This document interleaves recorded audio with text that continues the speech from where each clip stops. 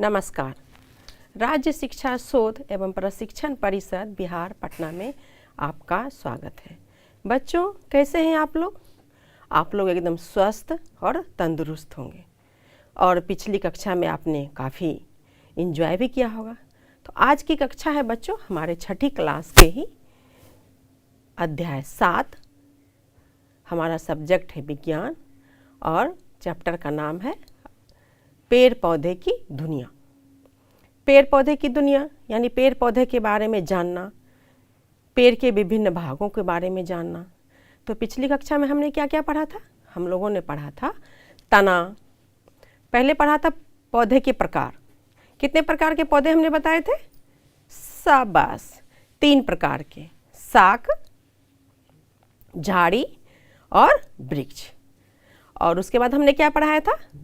उसके बाद हमने पढ़ाया था तना के बारे में, तना का काम भी बताया था, क्या कार्य है तना का। उसके बाद क्या बताए थे हमने? पत्तियों के बारे में।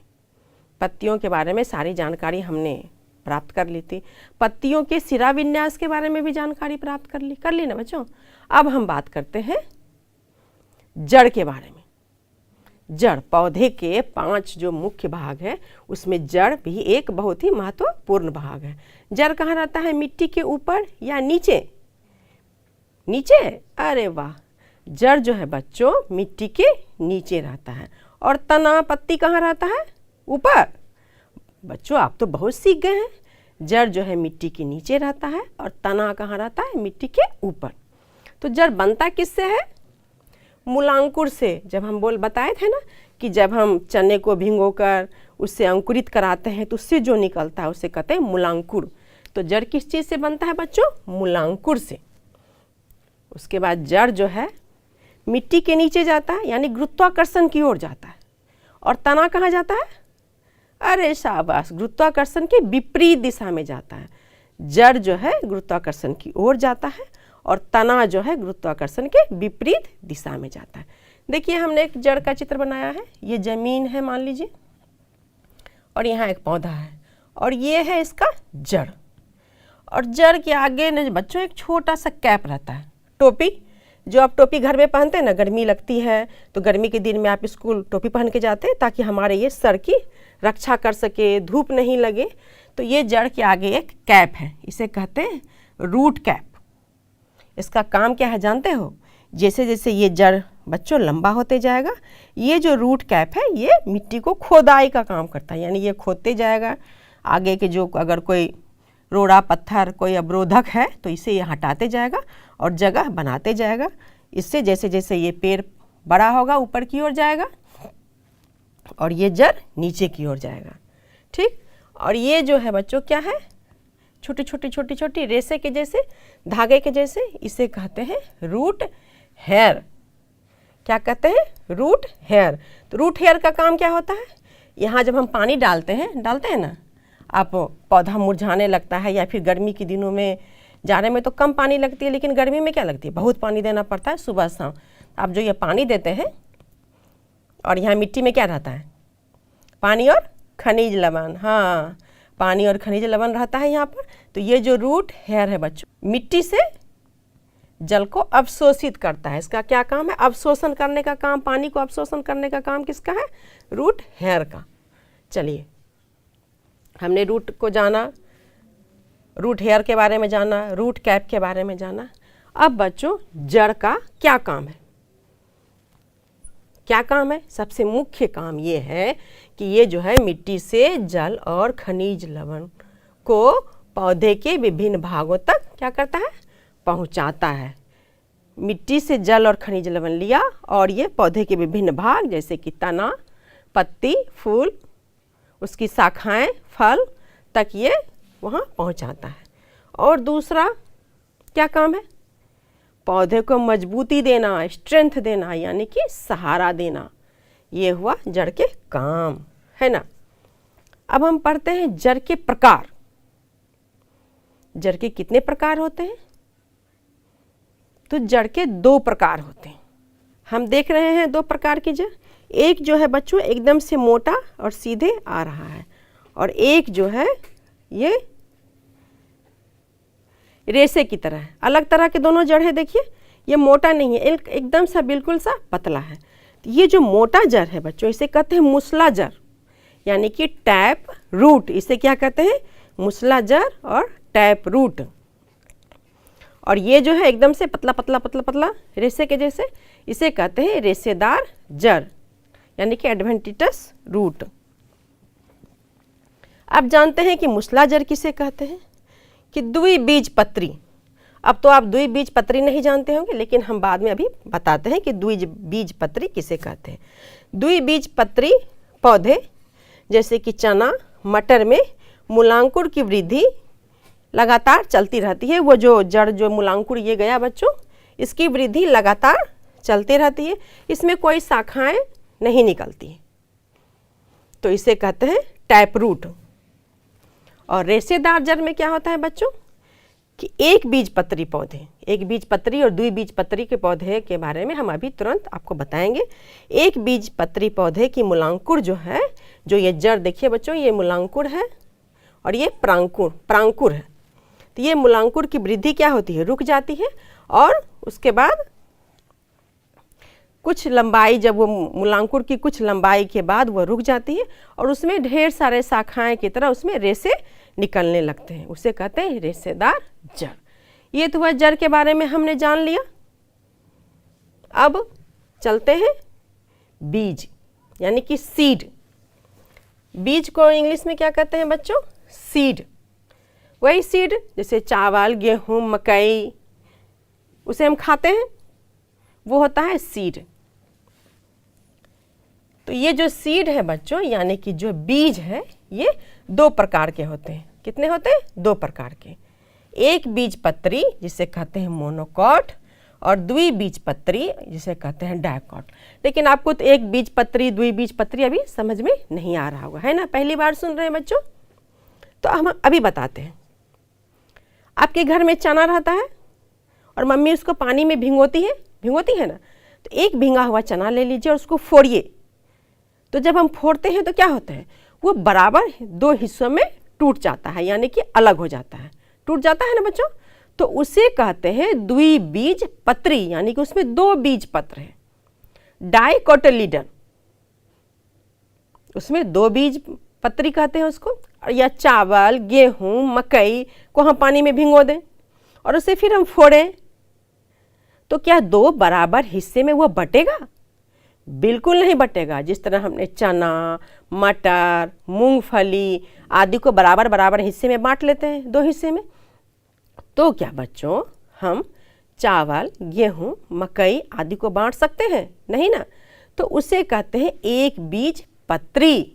अब तो आपको अच्छे से समझ में आ गया होगा, और अब आप बिल्कुल भी नहीं भूलिएगा। मुझे पता है कि अब आप द्विबीजपत्री और एक बीजपत्री कभी नहीं भूलेंगे। और साइंस में जब तक आप साइंस पढ़ेंगे बच्चों, तब तक इन सभी की जानकारियों के बारे में बहुत, आप 12 तक पढ़िए, उसके बाद भी और आगे बढ़िएगा, तो इसे पढ़ते रहिएगा। तो आपने एक बीजपत्री और द्विबीजपत्री के बारे में समझ लिया। तो एक बीजपत्री किसे कहते हैं बच्चों? जिन बीजों में एक बीजपत्र पाया जाता है उसे क्या कहते हैं? एक बीजपत्री। जैसे कि नाम बताइए, अभी हमने बताया था ना, गेहूं, मकई। चलिए, आप बिल्कुल ध्यान से पढ़ रहे हैं और मन लगाकर, और मेरे पूछे गए सवालों का जवाब आप बहुत आसानी से दे रहे हैं, यानी कि आप पूरे मन लगाकर पढ़ रहे हैं, है ना बच्चों? और दूसरा है द्विबीजपत्री। तो जिन बीजों में दो बीजपत्री पाया जाता है उसे कहते हैं द्विबीजपत्री, और जितने सारे दलहन हैं हमारे उसे कहते हैं हम द्विबीजपत्री। तो हम एक तालिका बना लेते हैं, क्रियाकलाप कर लेंगे कि हमने, देखिए, एक तालिका बनाया, इसमें हमने क्रम संख्या लिखा, फिर बीज के नाम लिखे, और एक बीजपत्री और द्विबीजपत्री लिखे। हम ढेर सारे बीजों के नाम लिख सकते हैं और इस तालिका को हम बड़ा बना सकते हैं, और ढेर सारे बीजों के नाम भी आप जान जाइएगा, है ना? उसके बाद हम ये पता करेंगे कि वो एक बीजपत्री है या द्विबीजपत्री। तो आपको कितनी सारी इस तालिका से जानकारी हो जाएगी। पहले आप बीज के नाम भी जान जाइएगा, और बीज कैसा है, एक बीजपत्री है या द्विबीजपत्री है, इसके बारे में भी आप जानकारी प्राप्त कर लीजिएगा। तो हमने क्या क्या पढ़ा था? और बच्चों, बीज जो है पौधे को आगे बढ़ाने के लिए बीज से ही तो हम किसी को पौधा लगाते हैं, फिर वो बड़ा हो जाता है, फिर वो ढेर सारे फल और बीज देता है। यानी पौधे की संतति को आगे बढ़ाने के लिए, उसके वंश वृद्धि के लिए बीज है जो बहुत आवश्यक है। और बीज बनेगा कैसे? पहले फल बनेगा, पहले फूल बनेगा, फिर फल बनेगा, तभी बीज बनेगा। तो हमने पुष्प की जानकारी यानी फल की जानकारी अभी तक नहीं प्राप्त की है, क्योंकि फल जो है हमारे दूसरे अध्याय में, अध्याय 8 में है, फूलों को जानिए। तो हम फूल के बारे में जानने के लिए हम दूसरे अध्याय चलेंगे। लेकिन अभी तक हमने क्या जाना?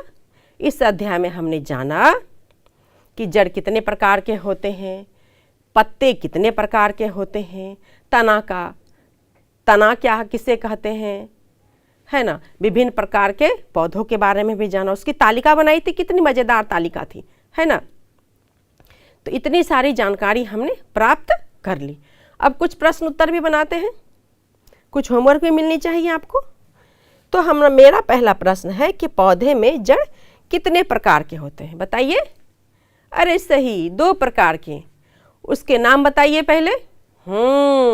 मूसला जड़ और रेशेदार जड़। चलिए, आपको तो सब याद है। जब जड़ बताए कितने प्रकार के हैं, उसके नाम भी बताए। अब बताइए कि जड़ का काम क्या है। क्या काम है? जड़ का काम है मिट्टी से पानी और खनिज लवण को खींचना और पौधे के विभिन्न भागों तक पहुंचाना। और दूसरा, उसको मजबूती से खड़ा रखना। हमने जो है बच्चों एक क्रियाविधि भी की थी, क्रियाकलाप की थी, जिसमें हमने बताया था कि जड़ सहित पौधे को खींचना बहुत मुश्किल होता है। तो इसका मतलब क्या है कि वो जड़ जो है पौधे को पकड़ के रखता है ना। तना के भी काम बताना है आपको। और नंबर दूसरा क्वेश्चन है कि तना के कार्य बताएं, हमने पढ़ाया था। और तीसरा सवाल है आपका कि कुछ शाक और झाड़ी वृक्ष का नाम बताइए। चलिए पहले आप बता दीजिए। चलिए, शाक के नाम बताइए पहले 2, एक ही बताइए। हाँ, शाबाश, पालक। किसे कहते हैं? पालक कहते हैं। और झाड़ी का एक ही का नाम बताइए, क्योंकि और आपको कुछ 3 और 4 के नाम आपको लिखनी है। झाड़ी का नाम बताइए। नींबू। अरे वाह, नींबू तो झाड़ी में आता है। और वृक्ष का तो आपको बहुत सारे नाम बताने हैं। आम है, जामुन है ना, बेर है, इसे क्या कहते हैं? वृक्ष में आते हैं। और तीसरा नंबर का सवाल है बच्चों कि पत्तियों के कार्य बताएं। पत्ती का क्या काम था? मुख्य काम क्या था पत्ती का? खाना बनाना। हाँ, पत्ती तो जो है बच्चों वह पौधे का किचन होता है, यानी कि रसोई घर।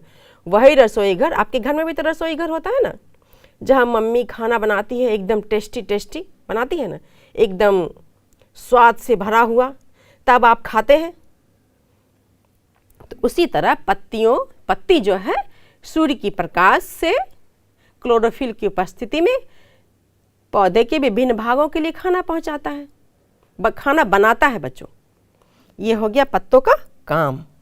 और एक गृह कार्य ये है बच्चों कि आपको जो है एक पौधे का सुंदर सा रंगीन चित्र बनाना है और साफ सुथरी, और उसको लेबल करना है, यानी कि बताना है आपको कि ये पत्ती है, ये फूल है, ये फल है और ये शाखाएं हैं, है ना बच्चों। यानी सुंदर सा आप चित्र बनाइएगा। एक पेपर, वाइट पेपर ले लीजिए। आगे की कक्षा जब आप पढ़ेंगे बच्चों तो आपको अच्छे अच्छे फोटो बनाना है, इसलिए आप अभी से ही प्रैक्टिस शुरू कर दीजिए। आप जो है मूसला जड़ का फोटो बनाइए, आप रेशेदार जड़ का भी फोटो बना सकते हैं, और आप पत्ती के विभिन्न भागों का तो फोटो बना ही लीजिए, क्योंकि ये जो है क्वेश्चन ये परीक्षा में अक्सर ही आते हैं। जब मैं भी छोटी थी ना, कक्षा 6 में, तो मैंने भी अपने परीक्षा में इस तरह का चित्र बनाया था, और एकदम से सुंदर। आप भी एकदम से प्रैक्टिस अभी से कीजिए और एक सुंदर सा चित्र बनाइए।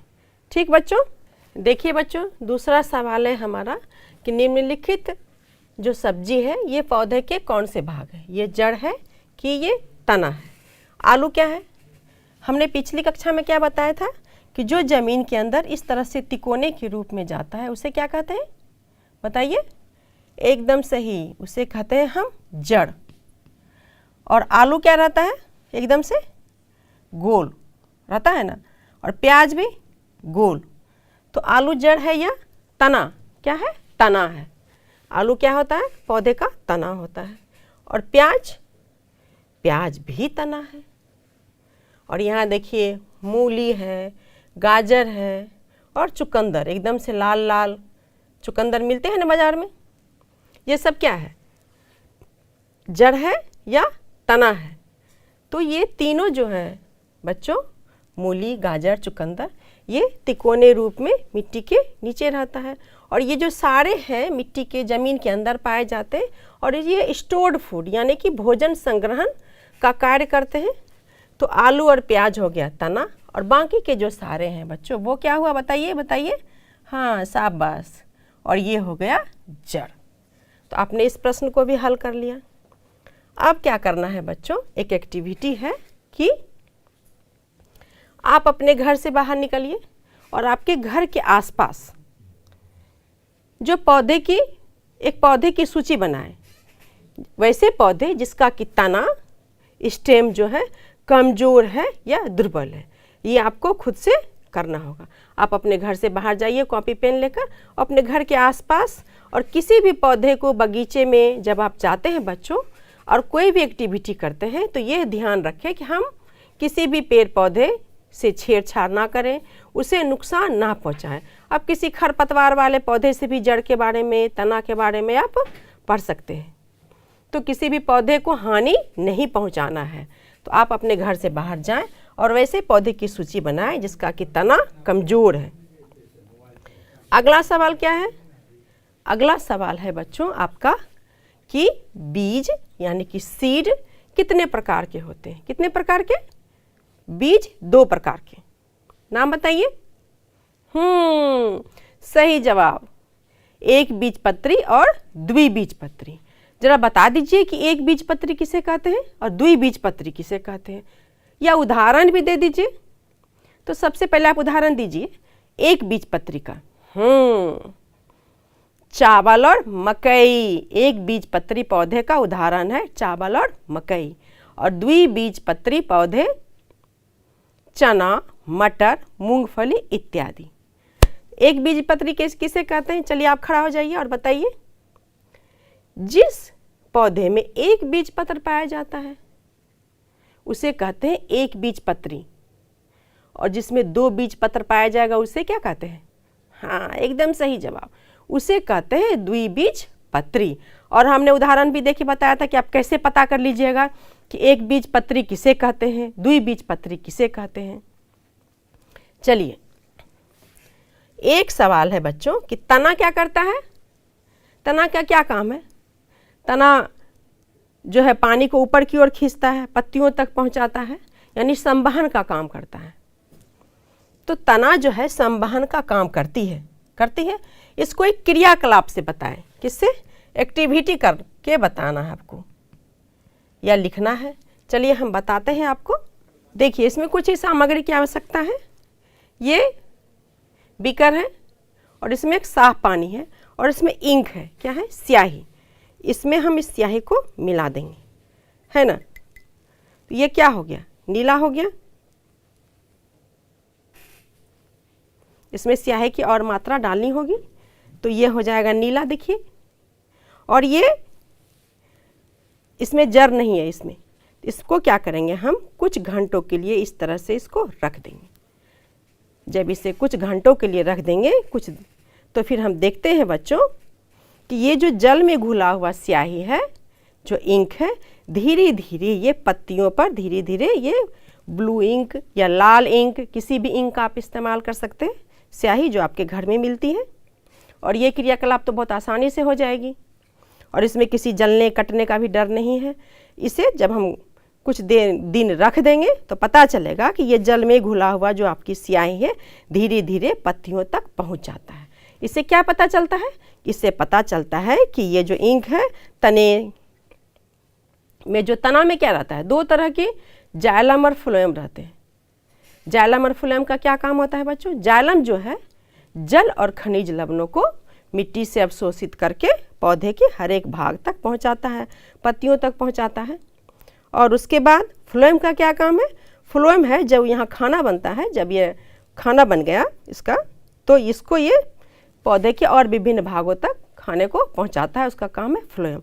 तो देख लिए कि हमने तना में इस तरह से इंक डाला और ये धीरे धीरे पत्तियां जो हैं ये लाल या नीली, जिस कलर की, जिस रंग की आप स्याही डालिएगा वो इस कलर की हो जाएगी। इससे क्या पता चलता है? इससे ये पता चलता है कि तना जो है संवहन का काम यानी कि पानी को खींचने का काम कर रही है। उसके बाद का प्रश्न है बच्चों कि प्रकाश संश्लेषण किसे कहते हैं? हमने बताया था कि सूर्य की प्रकाश की उपस्थिति में क्लोरोफिल और सूर्य की प्रकाश की उपस्थिति में हरे पौधे अपना भोजन बनाते हैं, उसी प्रक्रिया को हम कहते हैं प्रकाश संश्लेषण। और सबसे आखिरी सवाल है बच्चों कि पौधे को सीधा खड़ा रखने में कौन सहायता करता है या किससे सहायता मिलती है? बताइए। जड़ से। एकदम से सही जवाब। पौधे को सीधा खड़ा रखने यानी यांत्रिक सहायता कौन देता है? जड़ देता है। और हमने एक्टिविटी भी बताई थी, क्रियाकलाप बताया था ना, बताइए तो कोई खड़े होकर। हमने क्या बताया था? तो हमने बताया था कि दो पौधे लेते हैं, एक जड़ सहित और एक बिना जड़ सहित। जब हम दोनों पौधे को खींचना शुरू करते हैं तो बिना जड़ वाले पौधे जो है आसानी से खींच लेते हैं, और जिसमें जड़ सहित पौधे उसे हम आसानी से नहीं खींच पाते हैं, यानी कि वो जड़ जो है मिट्टी को मजबूती से पकड़े हुए है और जड़ को स्थिरता प्रदान करती है, इसलिए पौधे को सीधा खड़ा रखने में जड़ सहायता करती है। बच्चों, आपको तो फूल देखकर पता ही चल गया होगा कि अब हम फूलों के बारे में जानकारी प्राप्त करनी है। फूल का नाम सुनकर क्या पता चलता है? हमें कितने सारे फूल का नाम बताइए। पहले आप 2-4 फूलों के नाम बताइए। गुलाब, गेंदा, गुलदावदी और भी बहुत सारे फूल होते हैं। और देखिए मेरे हाथ में किस चीज़ का फूल है? गुलाब का। अरे वाह, शाबाश। यानी फूल कितने हैं? एकदम से रंग बिरंगी, गंध से भरा हुआ, एकदम सुंदर, है ना। तो ये फूल जो है बच्चों, इस फूल के 4 भाग होते हैं। फूलों के मुख्यतया 4 भाग होते हैं। सबसे पहला क्या है? बाह्य दल पुंज। देखिए इस फूल के नीचे देखिए, यहाँ हरा हरा यहाँ दिख रहा है ना, इसमें यहाँ पर, या फिर इस कली में भी देख सकते हैं।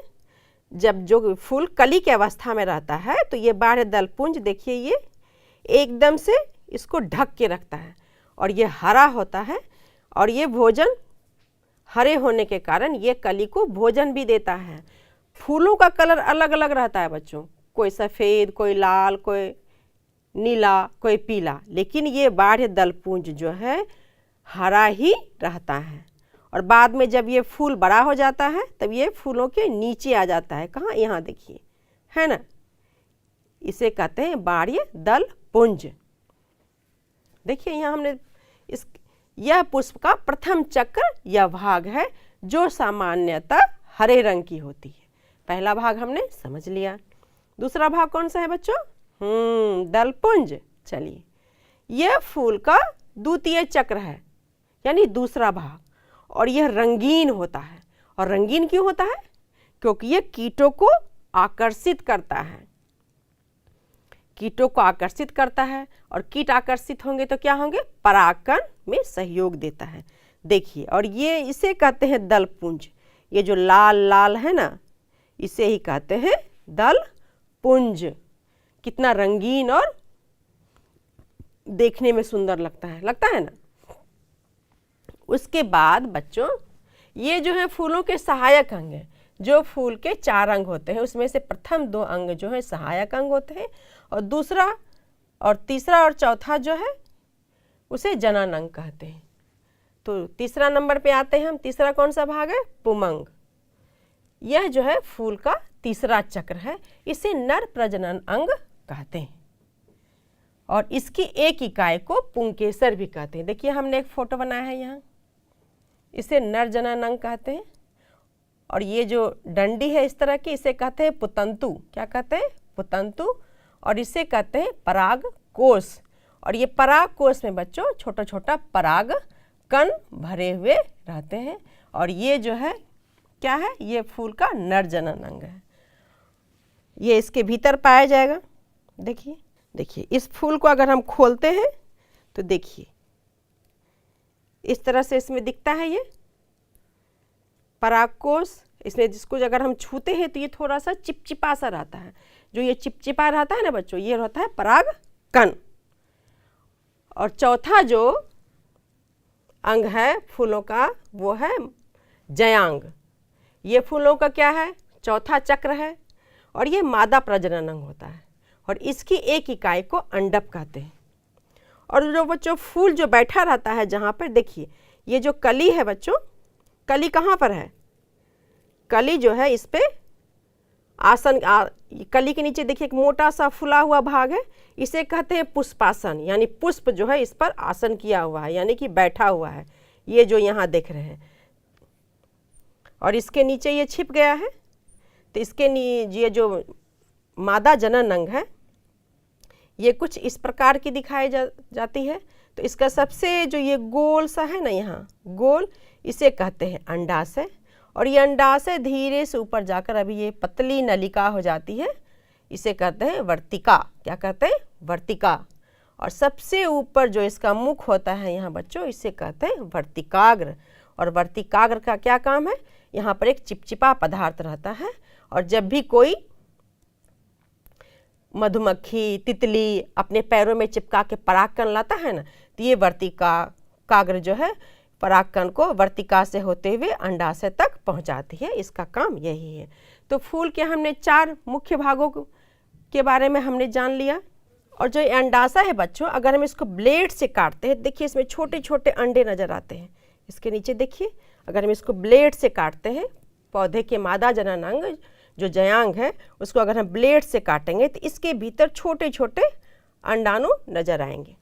तो ये अंडाशय, इसको छोड़ देते हैं। ये जो अंडाशय है बच्चों, इसके हम अगर 2 भाग करते हैं तो इसके 2 भाग करने से इसके जो अंडप है ये हमें पूरे एकदम से दिखाई देते हैं। तो हमने फूल के 4 भागों के बारे में जानकारी प्राप्त कर ली। 2 सहायक अंग थे और 2 जनन अंग। बच्चों कुछ इसमें नई नई शब्दावली आई है और उसकी थोड़ी हम अंग्रेजी नाम जान लेते हैं, क्योंकि आगे पढ़ने के लिए हमें इन सब टर्म को याद करना पड़ेगा। सबसे पहले हमने पढ़ा बच्चों बाह्य दलपुंज, हरे कलर की जो थी, हरे रंग की, इसे कहते हैं हम कैलिक्स। क्या कहते हैं, कैलिक्स। और बाह्य दलपुंज के बाद क्या था, दलपुंज एकदम सा रंगीन, उसे कहते हैं कोरोला। क्या कहते हैं, कोरोला। और फूल के नर जनन अंग को क्या कहते हैं, पुमंग। और पुमंग को क्या कहते हैं इंग्लिश में, एंड्रोसियम। क्या कहते हैं, एंड्रोसियम। और ये है जयांग, इसे कहते हैं गायनोसियम। हमने परागकोश के बारे में जाना था यहाँ, इसे कहते हैं एंथर। क्या कहते हैं, एंथर। और ये परागकण है, इसे कहते हैं पॉलन ग्रेन। और ये है पुष्पासन।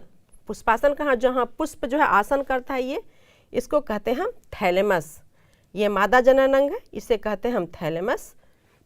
और ये जो है मादा जनन अंग के भी 3 भाग होते हैं, वर्तिकाग्र, वर्तिका और अंडाशय। तो अंडाशय को क्या कहते हैं, ओवरी। और इसके अंदर पाया जाता है ओव्यूल्स, यानी कि बीजांड, जो कि जिसको हम काटेंगे अपने शिक्षक की उपस्थिति में तो हमें इसमें बीजांड नजर आएगा। तो अंडाशय को कहते हैं ओवरी। और ये जो वर्तिका है, पतली सी नलिका है, इसे कहते हैं स्टाइल। क्या कहते हैं, स्टाइल। और सबसे ऊपर जो ये है ऊपर है, इसे कहते हैं वर्तिकाग्र या स्टिग्मा। क्या कहते हैं, स्टिग्मा। और द्विलिंगी फूल को क्या कहते हैं, बाइसेक्सुअल फ्लावर। क्या कहते हैं, बाइसेक्सुअल फ्लावर। और एक लिंगी फूल को कहते हैं यूनिसेक्सुअल फ्लावर। तो आप कहेंगे कि हम मैम तो हम द्विलिंगी फूल और एक लिंगी फूल तो जानते ही नहीं है।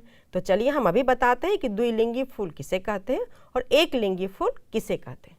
तो सबसे पहले बच्चों हम जानेंगे पूर्ण फूल, यानी कि कंप्लीट फ्लावर किसे कहते हैं।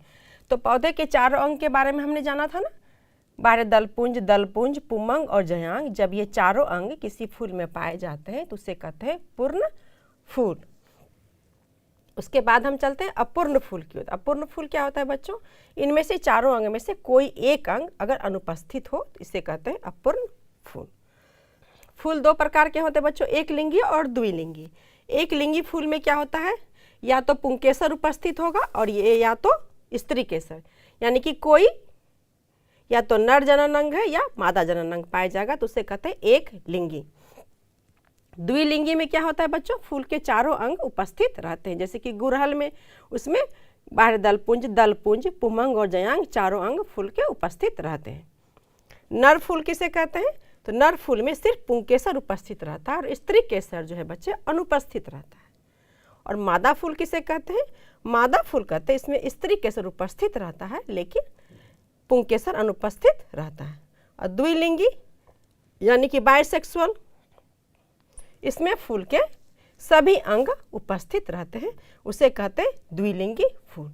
हमने फूलों के बारे में, फूलों के विभिन्न भागों के बारे में बहुत सारी जानकारी प्राप्त कर ली बच्चों। तब आप अपने कॉपी में एक फूलों का सुंदर सा चित्र बनाइए और उसके फूल के विभिन्न भागों को आप उस पर दर्शाइए। तब तक बच्चों अगली कक्षा में मिलेंगे, तब तक आप लोग खुश रहिए और मस्त रहिए। तब तक के लिए धन्यवाद।